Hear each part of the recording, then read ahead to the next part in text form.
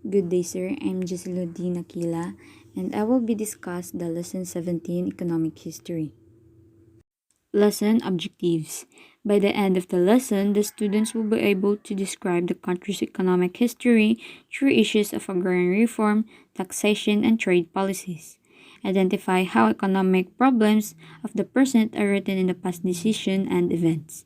Evaluate the trajectory of Philippine economy through an understanding of its development throughout history, and interpret visualization of historical economic data using historical sources. Lesson Introduction. Economic history deals with the study of past economic events by applying economic theory to historical situations and institutions. Economic history, the story of how Filipinos were manipulated by colonizers who exploited the country's national resources for their own colonialist and imperialist aims. Economic history allow us to understand the economic decisions being made today, decisions that affect not just our lives, but also the lives of the rest of the Filipinos. The lesson will cover three crucial economic issues: policies on agrarian reform, Philippine taxation, and trade policies. Policies in agrarian reform. What is agrarian reform? Agrarian reform is essentially the rectification of the whole system of agriculture.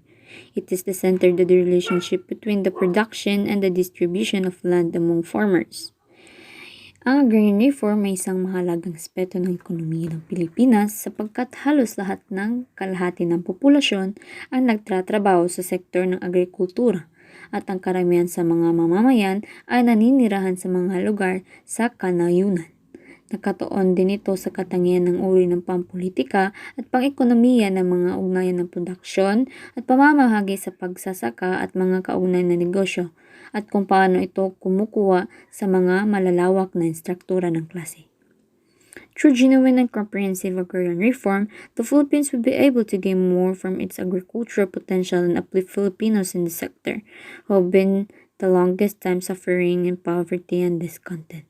Pamamagitan ng tunay na komprehensibong reformang agraryo, higit na magkakamit ang Pilipinas mula sa potensyal nitong agrikultura na nagpapasigla sa mga Pilipino sa sektor ng agrikultura na dumaranas ng kahirapan sa mahabang panahon. Republic Act No. 6657, isang batas na ipinatupad ng dating Pangulo na si Corazon C. Aquino. Pre-Spanish period. Before the Spaniards came to the Philippines, Filipinos lived in villages or barangay, ruled by the chief or datos. The datos compromised the nobility. Then came the maharli caste freemen, followed by the aliping mamamahay serfs and haliping sa gigilid slaves.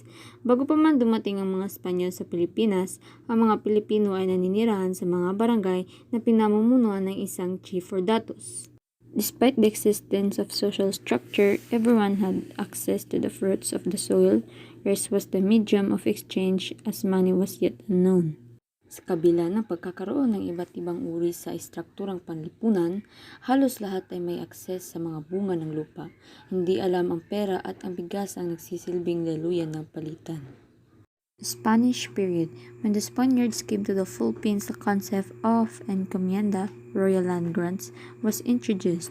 The system grants that encomenderos must defend his encomienda from external attack, maintain peace and order within, and support the missionaries. In turn, the encomendero acquired the right to collect tribute from the indios or natives. Ang encomienda ay tawag sa mga lupaing ipinagkakatiwala ng mga Espanyol sa mga tao. Ang tawag sa tumatanggap ng encomienda ay encomendero. Tungkulin ng enkomendero ay pangalagaan ang katahimikan at ipagtanggol ang mga mamamayan laban sa kaaway. Tungkulin niyang ituro at palaganapin ang Kristyanismo sa mga nakatira at maaari siyang maningil ng buwis. The system, however, degenerated into abuse of power by the encomenderos. The tribute soon became land grants to a few powerful landlords, and the natives who once cultivated the lands in freedom were transformed into mere share tenants. Ang sistema, gayunpaman, ay bumagsak sa pang-aabuso ng kapangyarihan ng mga enkomendero. Ang tribute ay naging upa ng lupa sa ilang makapangyarihang Panginoon, at ang mga katutubo na minsang nagsasaka ng mga lupain sa kalayaan ay ginawang share tenants. Ang ibig sabihin ng share tenants, sila yung nagbabahagi ng mga nangungupahan. First Philippine Republic. When the First Philippine Republic was established in 1899, General Emilio Aguinaldo declared in the Malolos Constitution his intention to confiscate large states, especially the so-called friar lands. However, as the Republic was short-lived, Aguinaldo's plan was never implemented. Nang maitatag ang unang Republika ng Pilipinas noong 1899, idineklara ni General Emilio Aguinaldo sa konstitusyon ng Malolos ang kanyang intensyon na kumpiskahin ang malalaking ari-arian, lalo na ang tinatawag na mga lupain ng praile. Gayunpaman, dahil ang republika ay panandalian, ang plano ni Aguinaldo ay hindi na ipatupad. American period. Significant legislation enacted during the American period was the Philippine Bill of 1902, set the ceilings on the hectareage of private individuals and corporations may acquire. 16 hectares for private individuals and 1,024 hectares for corporations. Ang Batas Cooper o ang Batas ng Pilipinas 1902 ay ang unang batas na pinasa ng Kongreso ng US sa kanilang rehime. Ito rin ay kinalaman sa talata na naglalaman ng karapatang pantao ng mga Pilipino sa perspektibo ng mga Amerikano. Ito ay isa sa mga batas na nagsimulang magpakita ng pag-asa ng kasarinlan ng Pilipinas mula sa Estados Unidos. Land Registration Act of 1902, Act No. 496, provided for a comprehensive registration of land titles under the torrent system. Sa panahong ito ay pinukala ng sistemang torrents noong panahon ng Amerikano. Ito ay ang pagpapatala ng mga titulo sa lupa ng Pilipino. Ang torrents title ay nagbibigay daan upang agawin ang lupang walang titulo na binubungkal ng mga magsasaka. Grants of public land were brought under the operation of a torrent system, placed all public and private land under the torrent system. Public Land Act of 1903 introduced the homestead system in the Philippines. Ito ay batas na nagbigay daan sa pamimigay ng mga lupang pampubliko sa mga pamilyang bumubungkal ng lupa na hindi higit sa 16 na hektarya. Tenancy Act of 1933, Act No. 4054 and 4113 regulated relationship between landowners and tenants of rice, 50-50 sharing and sugarcane lands. Ito ay batas na nagsasaayos ng ugnayan sa pagitan ng may-ari ng lupa at nagbubungkal ng lupa na tinatamnan ng palay, 50-50 ang hatian at lupain para sa tubo. In 1946, Manuel Ross proclaimed the Rice Share Tenancy Act of 1933 effective throughout the country. The torrent system, which the American instituted for the registration of lands, did not solve the problem completely. Either they were not aware of the law or if they did, they could not pay the survey cost and other fees required in applying for a torrents title. Commonwealth period. President Manuel L. Quezon advocated the social justice program to block the increasing social unrest in Central Luzon.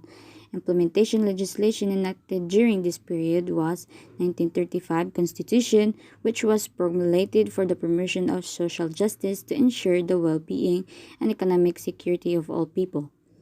Commonwealth Act No. 178, an amendment to Rice Tenancy Act No. 4045, enacted on November 13, 1936, provided for certain controls in the landlord-tenant relationships.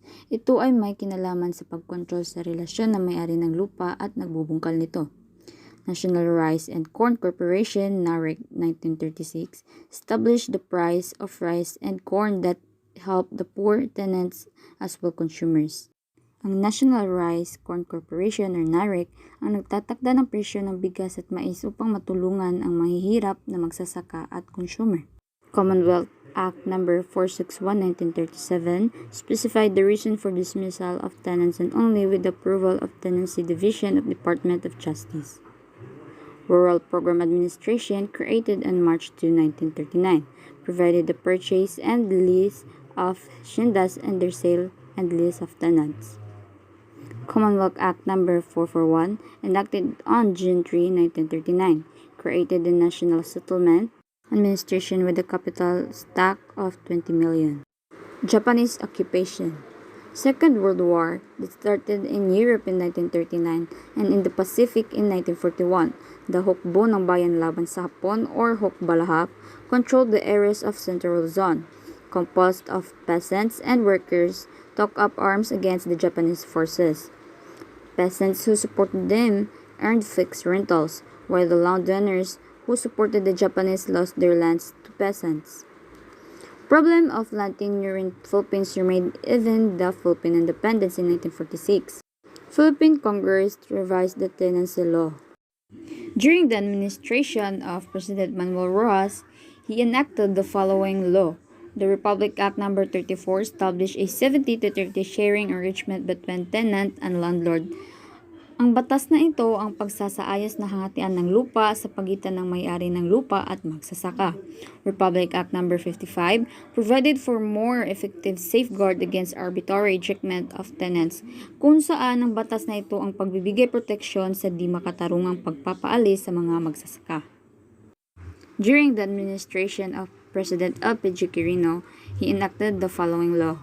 Executive Order No. 365, issued on October 23, 1950, replaced the National Land Settlement with the Land Settlement Development Corporations, or the LASIDECO, which takes over the responsibilities of Agriculture Machinery Equipment Corporation and the Rice and Corn Production Administration. Under the term of President LPG Quirino, the Land Settlement Development Corporation was established to accelerate and expand the resettlement program for peasants.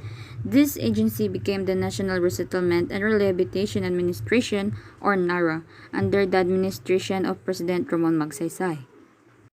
During the administration of President Ramon Magsaysay, he enacted the following laws.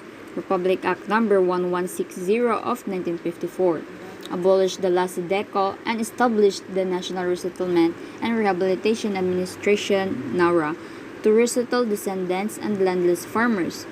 It was particularly aimed at tribal returnees providing home lots and farmlands in Palawan and Mindanao. NARA accelerated the government's resettlement program and distribution of agricultural lands to landless tenants and farmers.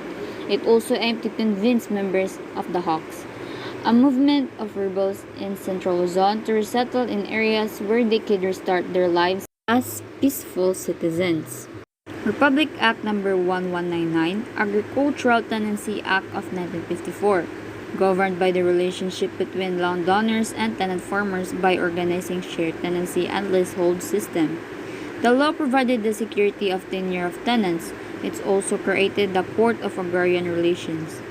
Republic Act No. 1199, or the Agricultural Tenancy Act, was passed to govern the relationship between landholders and tenants, protecting the tenurial rights of tenants and enforce tenancy practices.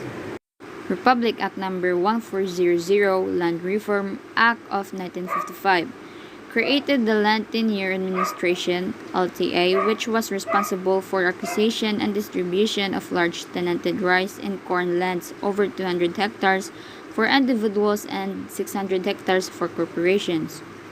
Republic Act No. 821, creation of Agricultural Credit Cooperative Financing Administration, provided small farmers and share tenant loans with low interest rates of 6 to 8%.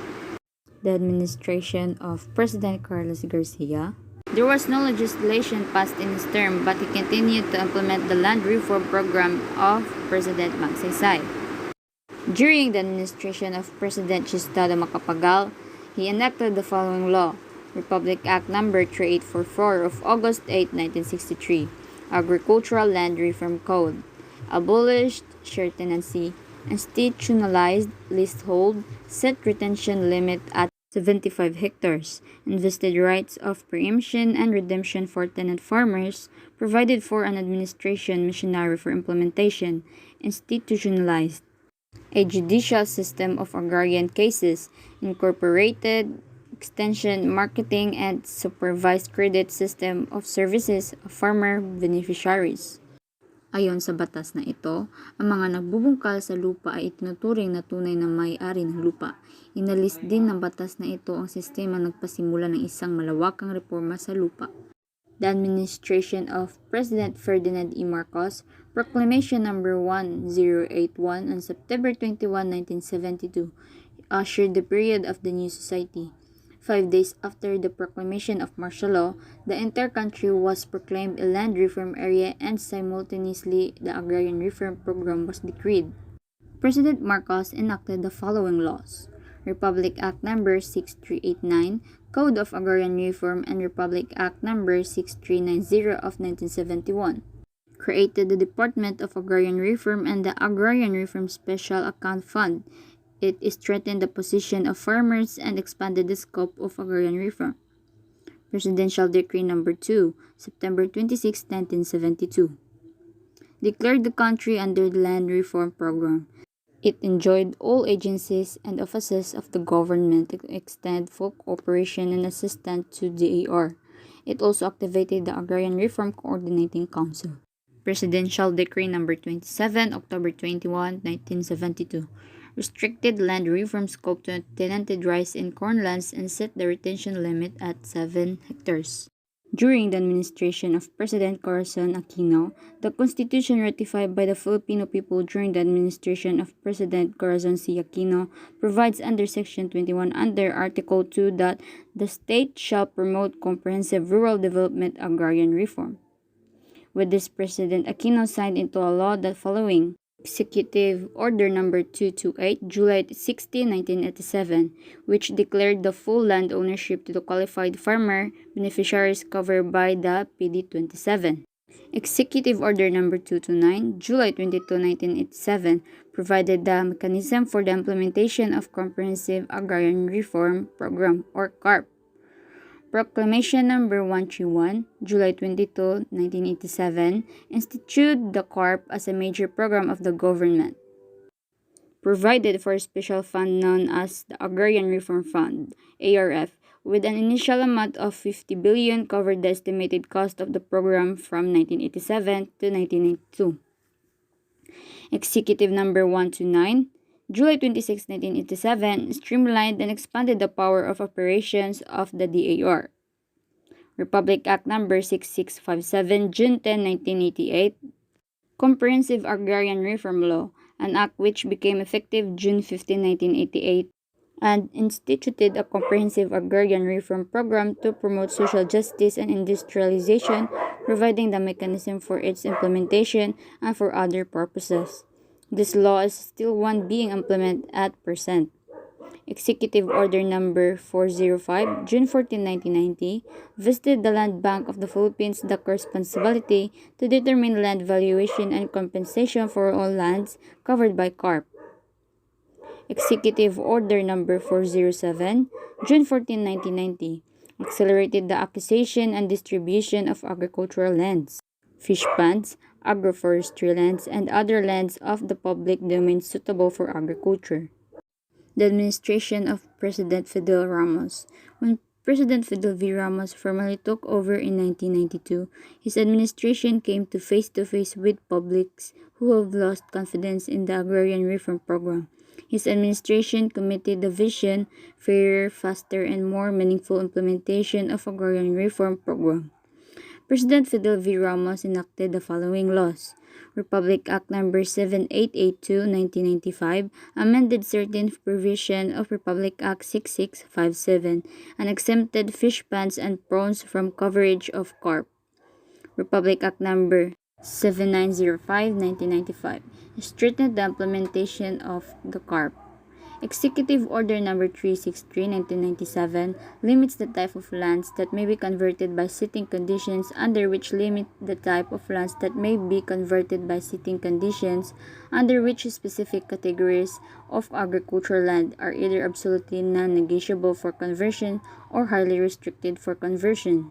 Republic Act Number 8435, 1997, Agriculture and Fisheries Modernization Act, AFMA, pledged the legal loopholes in land use conversion. Republic Act 8532, 1998, Agrarian Reform Fund Bill, provided an additional 50 billion for CARP and extended its implementation for another 10 years. During the administration of President Joseph E. Estrada, initiated the enactment of the following law. Executive Order Number 151, September 1999, Farmers Trust Fund, allowed the voluntary consolidation of small farm operation into medium and large-scale integrated enterprise that can access long-term capital. During his administration, President Estrada launched the Magkabalikat para sa Kaunlarang Agraryo or Magkasaka. The DAR forged into joint ventures with private investors into agrarian sector to make FBS competitive. However, the Estrada administration was short-lived. President Gloria Macapagal Arroyo envisioned to make the countryside economically viable for the Filipino family by building partnership and promoting social equity and new economic opportunities towards lasting peace and sustainable rural development. Republic Act No. 9700, Series in 2009, an act to strengthening the comprehensive agrarian reform program, extending the acquisition and distribution of all agricultural land, instituting necessary reforms, amending certain provisions of Republic Act 6656, aka as the Comprehensive Agrarian Reform Law of 1998, as amended, and appropriating funds. President Benigno Aquino together with farmers, Catholic bishops, and other land reform advocates developed a plan of action for the implementation of the Comprehensive Agrarian Reform Program extension with reforms CARPER. Established the multi-stakeholders mechanisms, composed of representatives from DAR and other CARP implementing agencies of the government, church, official, non-governmental organization, people organizations, and other farmers groups and federation to monitor the implementation of the CARP, specifically following on coverage and distribution of agricultural lands, movement and performance of DAR personnel, delivery of support services to the beneficiaries, and budget their allocation and utilization. During the administration of President Rodrigo Roa Duterte, under his leadership, the President wants to pursue an aggressive land reform program that would help elevate the life of poor Filipino farmers by prioritizing the provision of support services alongside land distribution. The President directed the DAR to launch the second phase of agrarian reform where landless farmers would be awarded undistributed lands under the Comprehensive Agrarian Reform Program or CARP. Duterte plans to place almost all public lands, including military reserves, under agrarian reform. Additionally, Duterte also is the chairman of the Presidential Agrarian Reform Council or PERC, has included land tenure security in his 10-point socioeconomic agenda to improve the quality of life of farmers and raise their productivity. And now, I am going to report the evolution of Philippine taxation.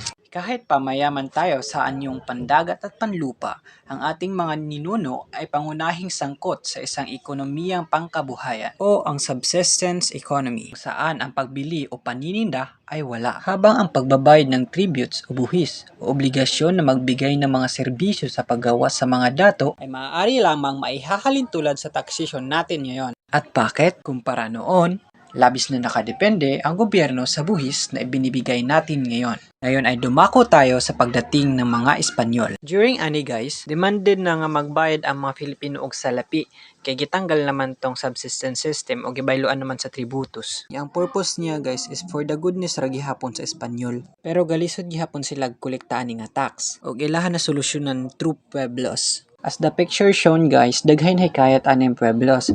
Pero the abuse is still there. Kung makita sa exempted which were the principales nga katong naglisod mas maglisod jud og katong hayahay mas muhayahay. Hilabi na sa mga agricultural ancestor nato na kinahanglan pataason ang production sa ilahang crops kay para makabayad atong tributos. During the last quarter of 16th century guys, galleon was established. By the way, galleon is the trading ship that introduced to us by the Spaniards. Ang kalakalang ito ay lubos na nakinabang sa Mexico at China at nagpatibay sa kontrol ng mga Espanyol. At dahil din dito nakatanggap ang Maynila ng subsidy mula sa Espanya na tinatawag na real situado. Kaning real situado is tubo gikan sa kalakalang galyon. Og diri sa 1884, nabayloan na po tong tributos og sedula persona. Unlike sa tributes, sedula were paid per person, not per family. Og biskan pa nakakategorya siya sa income sa isa ka tao, lisod gihapon siya para atong walang-wala jud. Og dili lang na mao kay pag-abot sa 1878, nidugang na pud ang urbana at industriya nga tax. Urbana is a tax for rental, samantala ang industriya ay isang buwis sa sweldo, debendo at kita. Kaning duha ka tax were effective to every economic activity except sa agriculture ug maunang rason na nung maglisod ato ang agriculture nga mga ancestor kay wala man sila tools ug wala nag-focus ang gobyerno sa Espanya sa agrikultura. And now let's talk about the two mentioned characteristics of taxation during the colonial period of Spain. First one is the corruption of the principales. As I have said guys, ang hayahay mas muhayahay ug ang naglisod mas maglisod. Kay katong taxes nga ilang gipang buhat guys, sila ra may mabulahan ato wa may apil ang mga Filipino. And the second one is the forced labor. Sa pamamagitan ng sistemang pulo, obligado ang mga lalaking Pilipino na maglingkod sa mga Kastila. Nang maglaom, gumaan ang puluway serbisyos at muling inayos sa antas ng munisipyo. Og diri na natay gitawag nga falas na pag dili ka mo trabaho, obligado ka magbayad og 3 pesos kada tuig nga nagrason para mawala ang katiwalian. Kaya ang municipal na may magkolekta dili na ang principales or ilahang mga galamay. The pulos were also called prestación personal or personal services. Taxation during colonial of United States. Their aim is to make the economy self-sufficient. Pero gisunod lang gihapon nila tong taxes nga gibuhat sa Espanyol pero naanay kalahian. Nang maglaom, ang urbana ay pinalitan ng isang buwis sa real estate na tinatawag na land tax.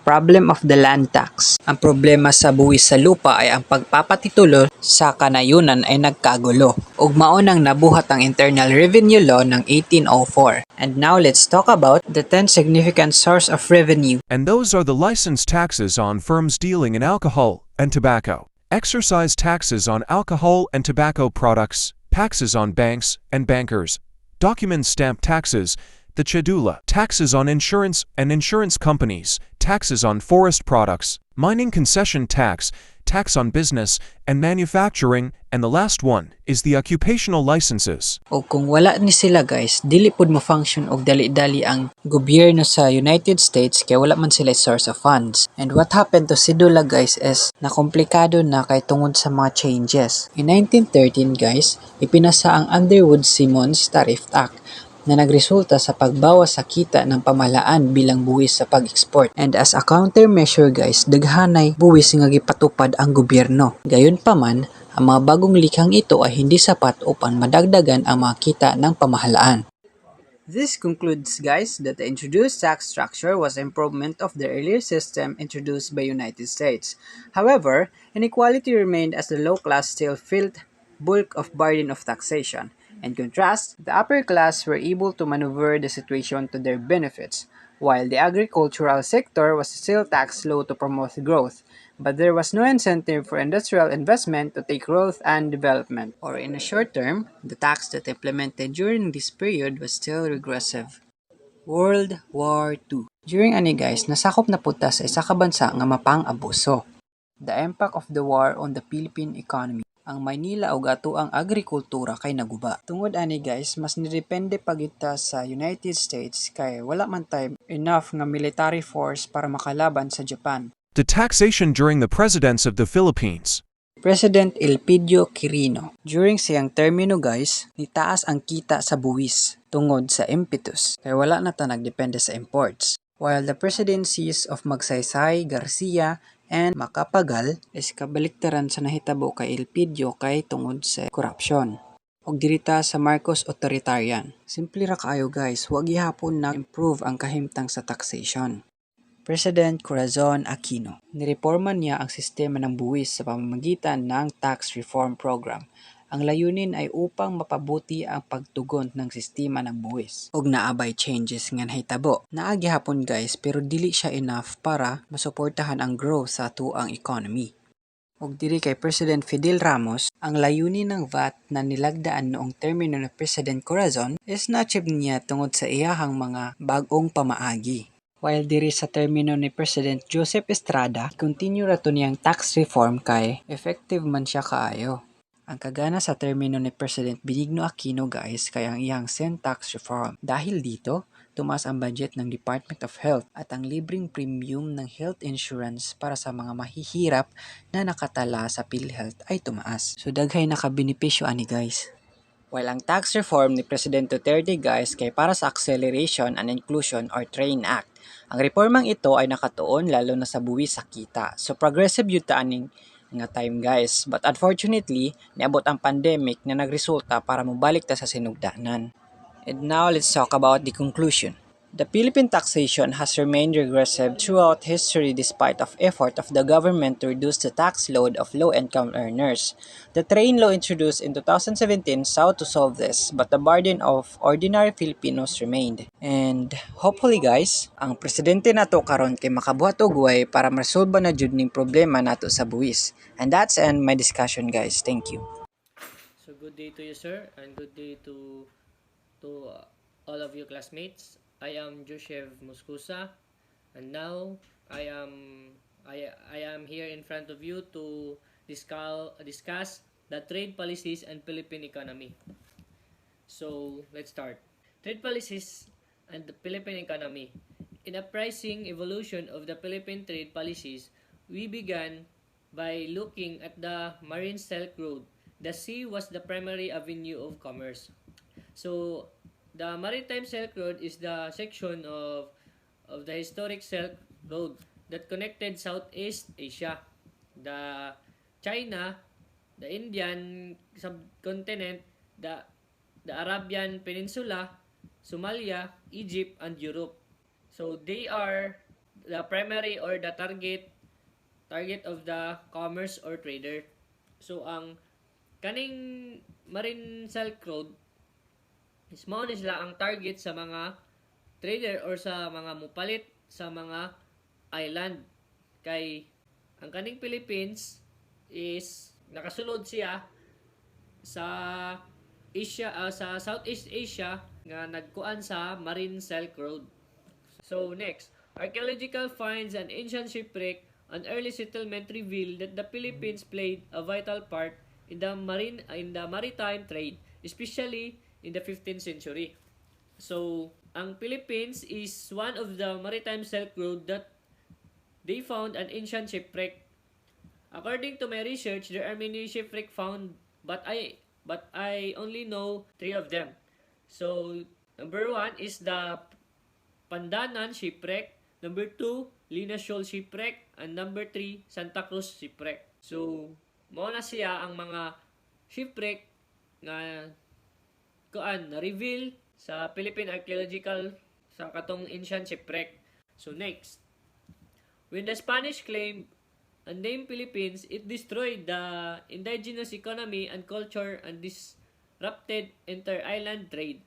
The galleon trade was a lucrative trade that facilitated the exchange of the food. This trade only lasted until 1815 as Mexico was fighting for its independence. So na-destroyed sa pag-claim sa Spain ang indigenous economy and culture sa Philippines sa panahon sa inter-island trade. Pagkatong pag-claim sa Spain, ilang naguba ang katong mga pag-trade sa indigenous economy ug sa katong sa culture sa Philippines. So, ang kani nga trade nahuman sa year 1815 as ang mga Mexico nagfight sa ilahang independence. So next, 19th century, the focus of trade was export agriculture. Trade activity increased and export value reached 1 million in 1852, 3 million in 1840s, and around 36 million in 1893. In the following year, Philippine Revolution would fight for independence, only to be blocked by the United States.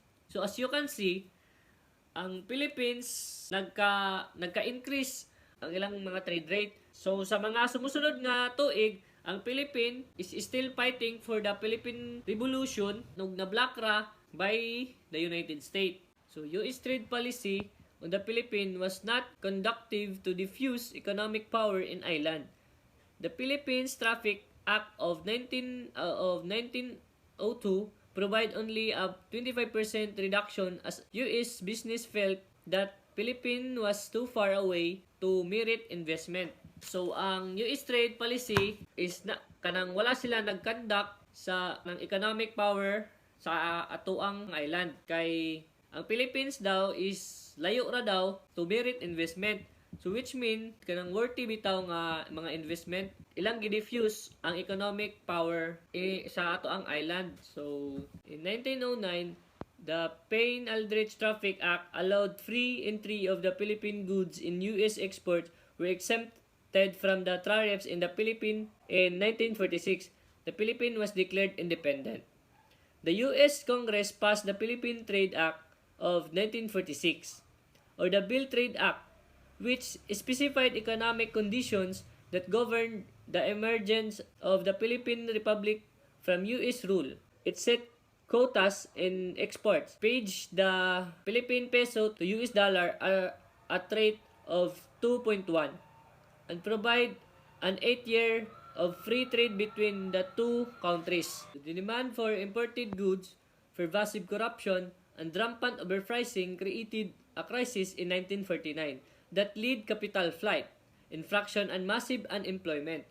So, ang demand daw sa panahon sa 1949 is nagkuan siya og pervasive corruption or kanang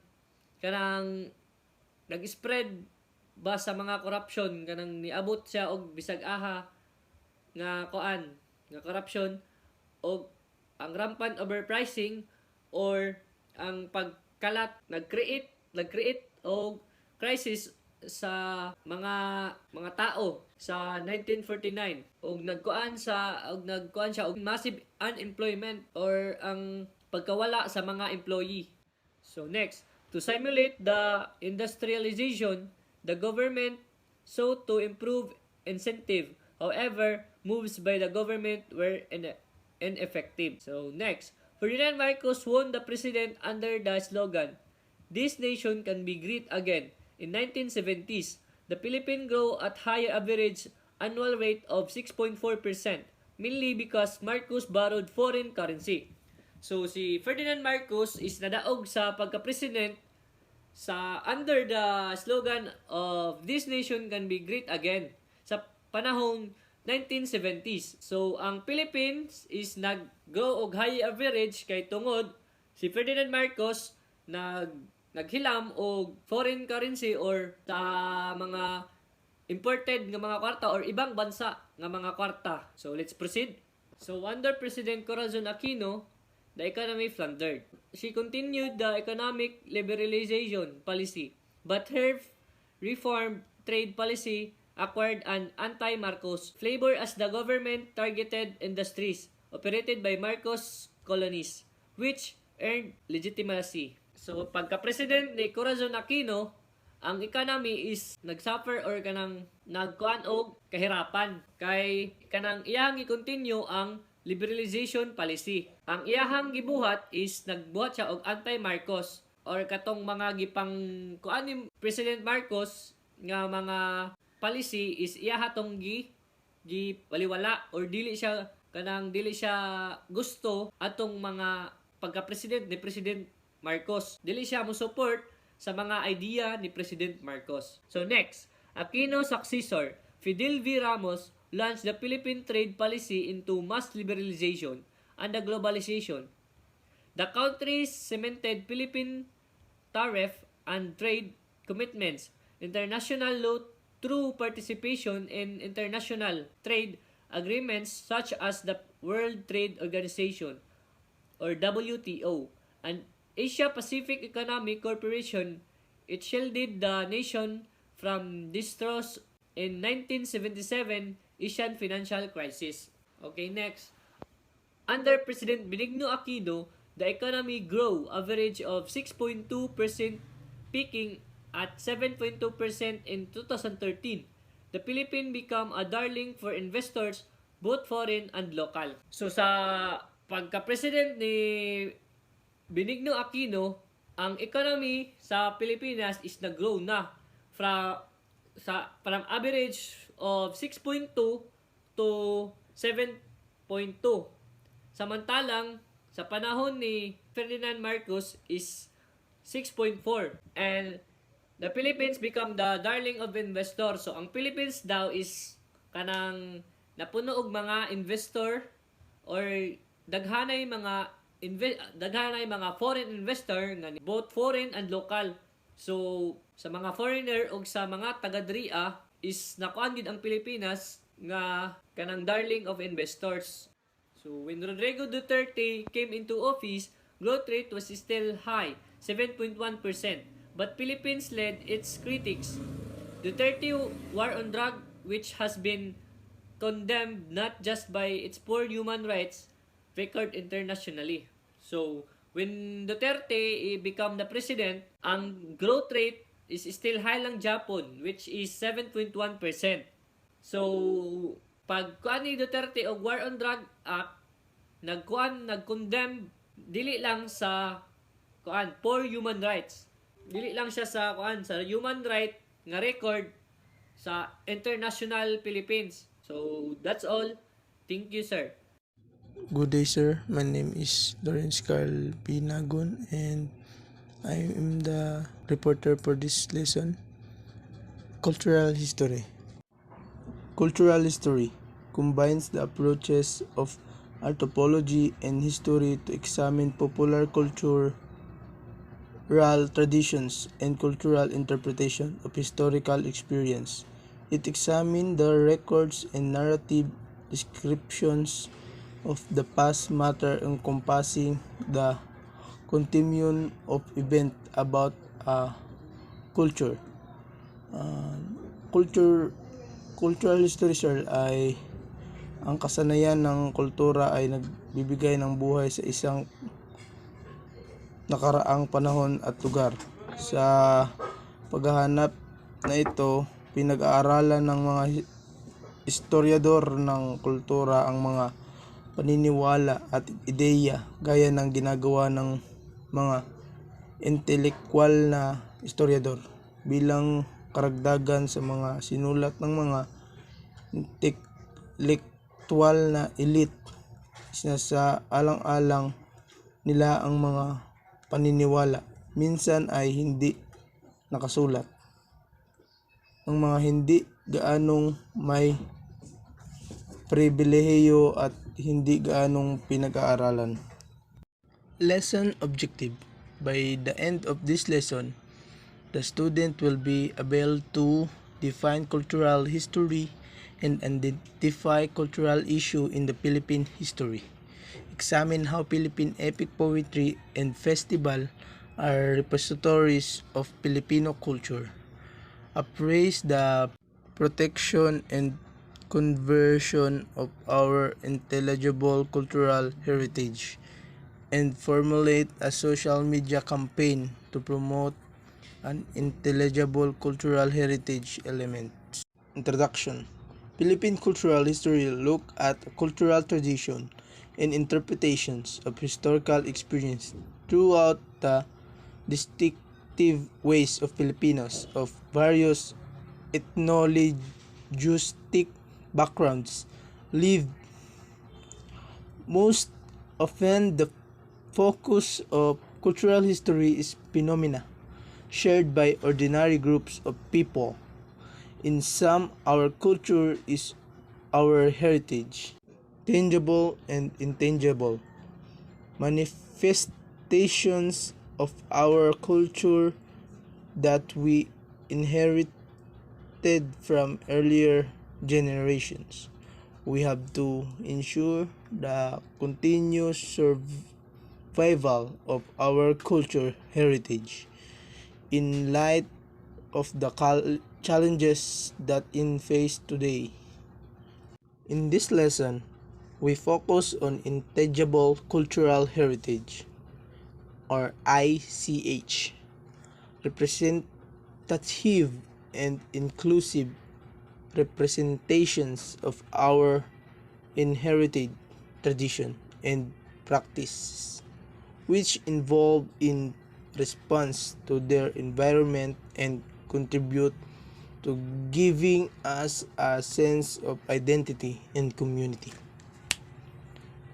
We look at several epic poetries, festivals, and celebration in this lesson, and learn about the national and international efforts to protect, preserve, and promote the cultural expressions. Learning about our culture, identifying ourselves as bearer of this culture, and the responsibility to ensure their survival in is a responsibility that we must all take up. Philippine epic poetry.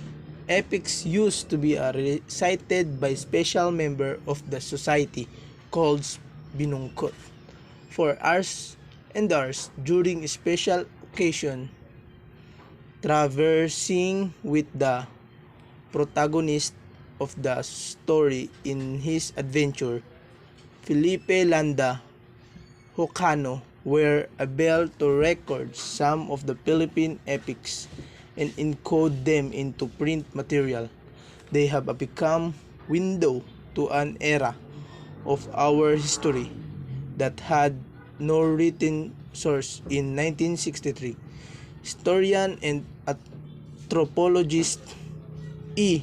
Arciano Manuel survey Philippine folk epics and categorize them to belong to Christian peoples, pagan groups, and Muslim Filipino. And this is the example of Philippine epic poetry. The Ilocano, Biag di Lamang, the Ifugao, Hudhud, the Panays, Hinilawod, the Maranao, Darangin. Biag ni Lamang. Only Biag ni Lamang and Bicol Handiyong were recorded during the Spanish era. In 1914, anthropology professor H. Otley Bayer began collecting epics of pre-Spanish epics have been recorded among the Christian Ilocos, Bicols, and Leyte. Visayans, the Philippine Folklore Society founded in 1958 strength and eventual tradition and publication of those epics. Hudhud. The Ifugao Hudhud was recorded from the recitation of several singers from different locations, version and tradition from the earlier 1990s to the 1950s. The epic follows the adventure characters from the different perspective, Aliguyon at Hananga. Hudhud of Aliguyon, who was born by Hudhud of Bugan, but the most known is Hudhud ni Aliguyon. It tells the story of Aliguyon, born in the village called Hananga. Hinilawod, from Sulod in central Panay, come the allegedly longest Philippine epic that if continuously sung without take 30 hours. Humadap noon which 35,000 lines. Hinilawod tells the story of the three demigods brothers, Labaw Dongon, Humadap noon, and Dumalapdap. The long story features heroic feats, scared rituals, and several themes that show what ancient Filipino society value an aspect of earlier Philippine society that we have difficulty accessing due to the advent of colonialism.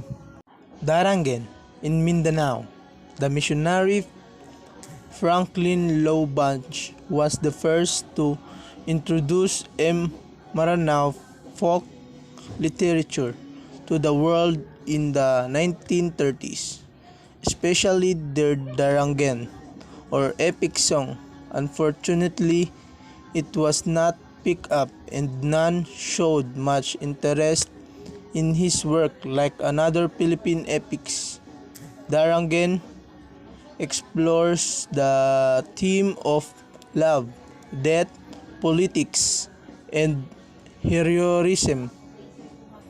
Its significance was honored as a masterpiece of the oral and intangible heritage of humanity in 2005 by UNESCO as its reflect Maranaon society and culture before they converted to Islam in the 14th century. Good day everyone. Our next topic is about Philippine festival and celebration. We all familiar with festivals and celebrations, right? They are both event and occasions from the barangay to provincial levels. Each has an assigned date in the year to get together and celebrate as one big community.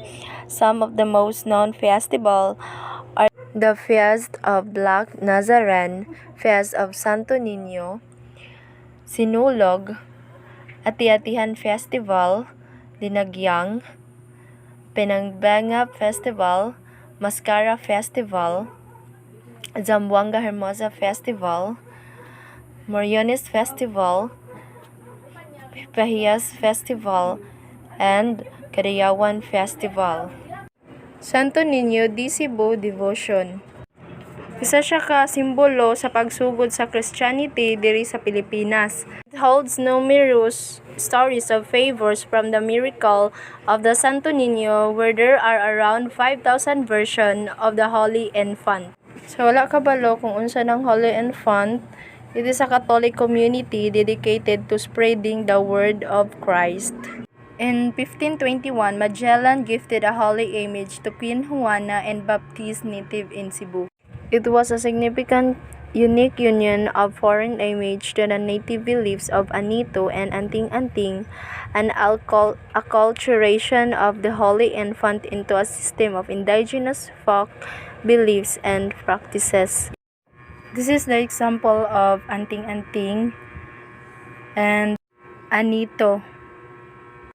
Spaniards thought of Christianity as the catalyst in gathering the Filipinos to a common faith, attitude, and behavior, and to advance Spanish administrative hold in all established reductions.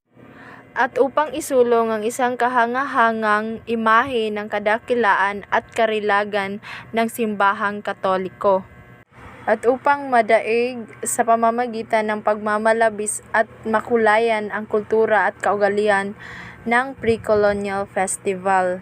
First performed in church in 1637, una Gran Comedia de la Tona del Pueblo de Curalat, Conquista del Cerro, later became a street drama titled Muros y Cristianos.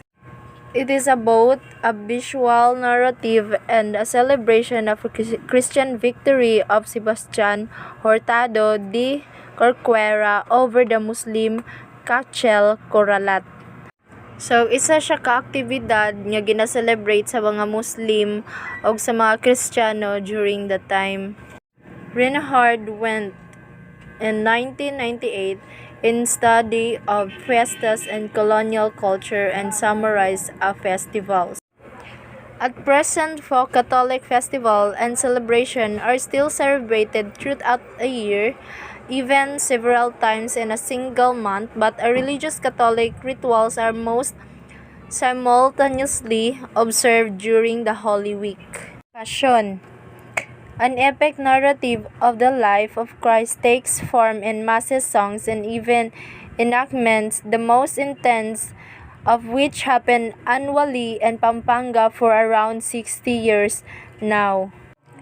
The syncretism in the Kutod fashion is all too visible. The literal crucifixion is not Catholic, and getting sick was a warning or a sign from God. The Muros of Mindanao experienced the syncretism in three ways: the indigenous, the Islamic, and Christian. An exciting place to find a manifestation of this is the fourth pillar in Zamboanga City. Folk Islam is also manifest in Poland. Muslim weddings are so grand. The engagement alone show a long line of vehicles decorated with bright colors and filled with all sorts of foods and delicacies to be brought and offered to the bride's family. Study festivals and celebrations, especially of the IPs, reflect a portion of their history as well.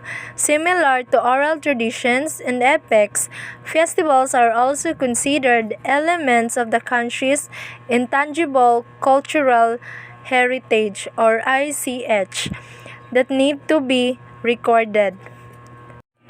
Festivals were also seen as transmitters of Spanish ideas, values, and concepts towards strengthening the Spanish rule. But the celebration and festivals also became venues of mingling and sharing where collective attitudes were formed. Eventually, even the revolutionary movement, particularly the KKK, would link the fashion to evoke similar emotions of the suffering of Filipinos under the Spanish rules.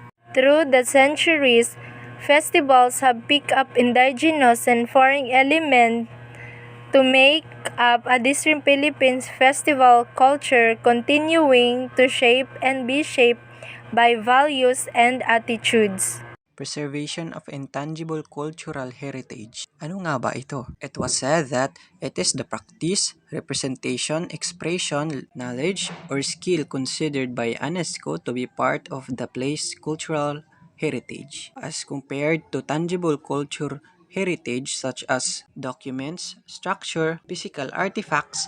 Intangible cultural heritage is more challenging to preserve and protect. And that's conclude nga kanidang pag-preserve sa ICH is mas lisod kesa sa tangible heritage. Ug maon nang it is slowly dying due to economic pressure, new product and techniques, etc. And obviously guys, pagkaraan na ba ang isa ka butang, mas mudako iyang value pero mas mo fragile siya or magkagamay iyahan number kay mabayluan mas bago o modern. There are two types of organization that protects ICH. Sa Pilipinas, natay gitawag nga National Commission for Culture and Arts or NCCA act as our safeguard of the Philippine culture.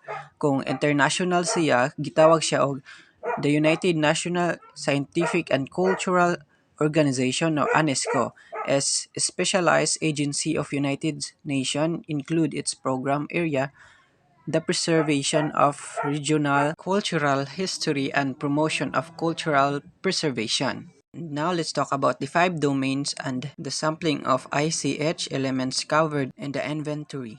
Mauning na preserve nga mga arts, stories, o culture sa Philippines.